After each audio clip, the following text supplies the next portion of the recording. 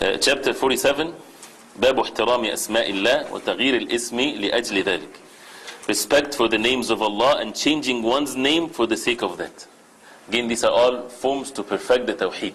After in the first chapters how talked about the principles of Tawhid and so on, the book is not just about the principles of Tawhid, but also to perfect the Tawhid, so that the person's Tawhid is pure only for the sake of Allah subhanahu wa ta'ala.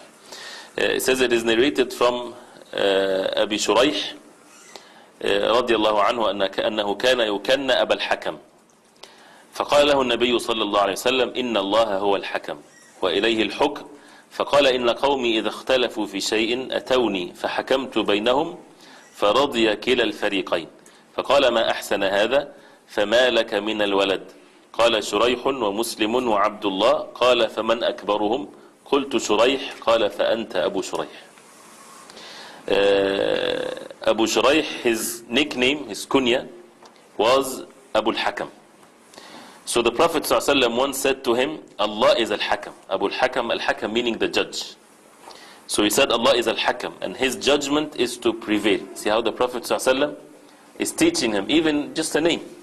But the Prophet ﷺ protecting the Tawheed, the hearts to be attached to Allah subhanahu wa ta'ala alone. This is what the beauty of the deen of Islam.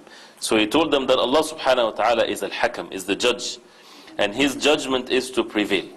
Then Abu Shuraih said, my people come to me for adjudication of their disputes, like he's a judge between them. And when I judge between them, both parties are pleased with my judgment. And this is not for anybody. This is a talent and knowledge that Allah subhanahu wa ta'ala bestowed to some of his slaves. The Prophet ﷺ rejoined, how excellent is this? So how excellent is a person to dispute among people with justice? Definitely this is a good thing. Do you have any children? I said yes. Although there's a hadith that condemns judges, right? That in a sense that most of them are in the hellfire if they're not paying attention. The judge or someone that leads people, whatever, he comes in the day of judgment accused till he free himself. In that sense, right? So a person appointed to be judge, the early generations of Islam would run away from this. Why? Because that means they are in so much danger as a result of making a bad judgment and so on. But if they're the only ones to be there, a person then has to step to this, and this has its own ruling. But the point is, the Prophet ﷺ praised them as a result of his justice. The Prophet ﷺ rejoined, how excellent is this? Do you have any children? The Prophet ﷺ asking him. So he told him this is not permissible. And that's not it. The Prophet ﷺ, if a person has the means to advise the person by something better, he should go forward and further and advise to what is better. So he told them, do you have any children? I said yes. Shuraih and Muslim and Abdullah. These are the names of his children. So the Prophet ﷺ said, who is the eldest? I said Shuraih. Then the Prophet ﷺ said, you are henceforth to be called Abu Shuraih. So the Prophet ﷺ gave him the kunya, known as a better thing than the Prophet ﷺ giving him his kunya. So this is a beautiful kunya because the Prophet ﷺ gave it to him, nickname. And this is reported by Dawood and others, and this is something that, of course, regarding to the title, here, as we heard the title, to respect the names of Allah.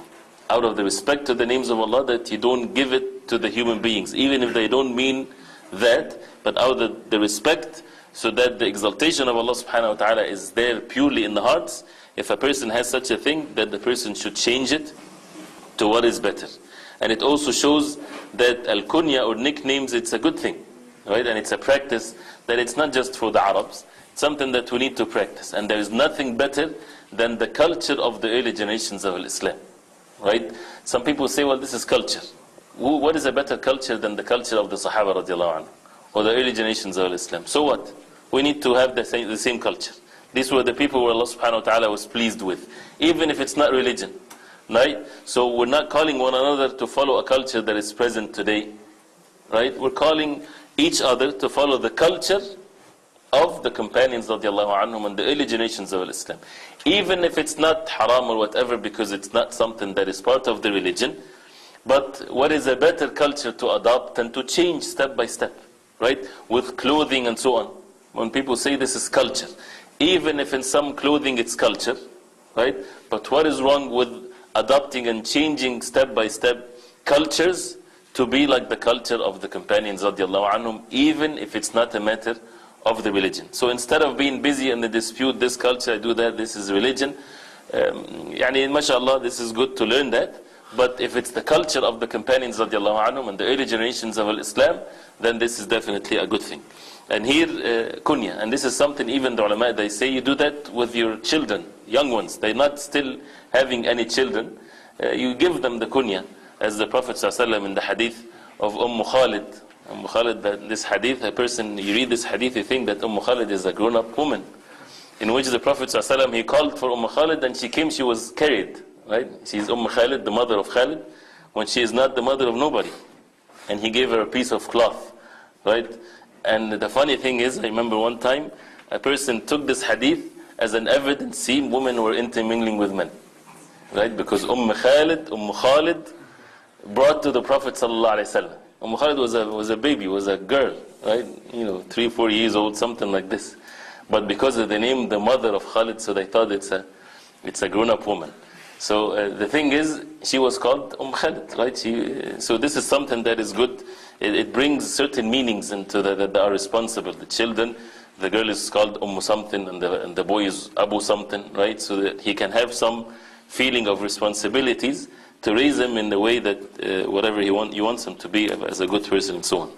So anyway, so the point of the chapter again is to respect the names of Allah subhanahu wa ta'ala, and that Al-Hakam is one of the names of Allah subhanahu wa ta'ala, as the Prophet ﷺ said, because we only know the names of Allah subhanahu wa ta'ala from the Quran and the authentic hadith of the Prophet ﷺ. And it shows the permissibility of fixing the disputes and judge between people only for those who are capable and have the means to do that. Otherwise, it becomes a disaster if a person is not to that level.